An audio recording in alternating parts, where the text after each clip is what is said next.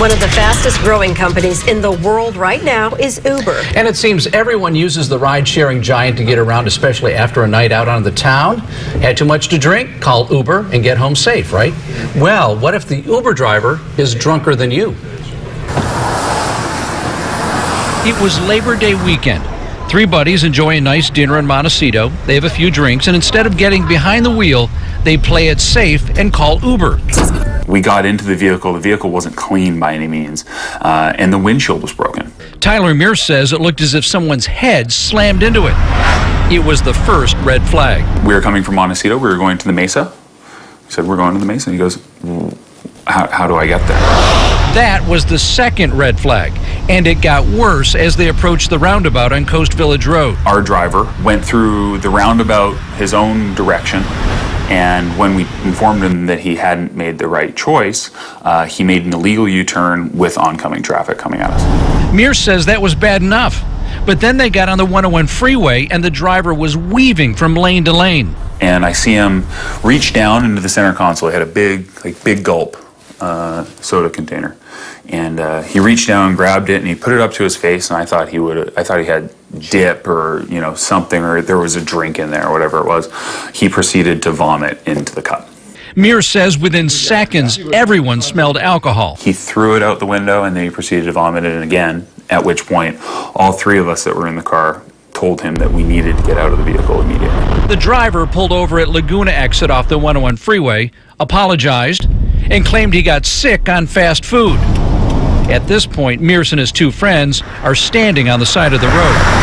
We were all so taken back by it that we couldn't believe that it was happening. Then he went up to Gutierrez, put on his right blinker, and almost went down the wrong way on Gutierrez. Immediately, they called 911 and explained what happened. By midnight, Mears and Steve Epstein had sent complaints to Uber and tweeted about it. Hashtag drunk Uber driver, hashtag Uber failure, and by 7:30 I had an email from corporate Uber saying, we take this very seriously, and I thought, oh, well, that's cool. They do. But then a woman responded to one of their tweets claiming the same thing happened to her in June, 2.5 months before. And get this, she had the same driver. We only know his first name, Joshua, and he drives a Ford Fusion. Michelle, the woman who drove with Joshua on June 25th, declined to talk with us. But we do know she filed a complaint with Uber. We also discovered Uber did nothing about it. And it appears Joshua continued to pick people up and drive them around town. We asked Uber several times for Joshua's last name. They refused to give it to us. Uber even declined to contact them for us. Now, obviously, we would like to get Joshua's side of the story, but we have no way to reach him. So we believe the fairest thing to do is not show his face.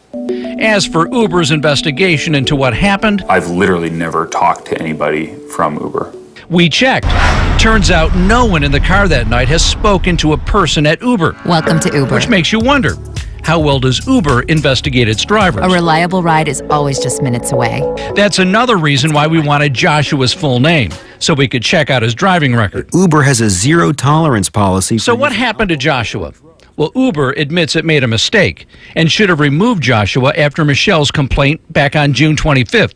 A spokesperson also sent us this statement, quote, "This driver's Uber account was permanently disabled after receiving negative feedback on September 6th. We have a zero-tolerance policy for alcohol or drug use on the Uber platform," end quote. Mid-range vehicle. As for Tyler Mears, he used to be an Uber driver. Uber wine? Turns out his experience as a driver was safer than his time as a passenger. I drove Uber. I went through the whole process, and they try to make it difficult, but there's some chinks in the chain here, clearly. Enjoy your ride.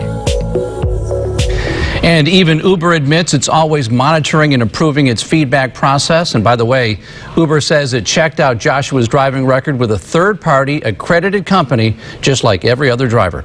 If you have a problem and need help, call our Tipline at 882-3903.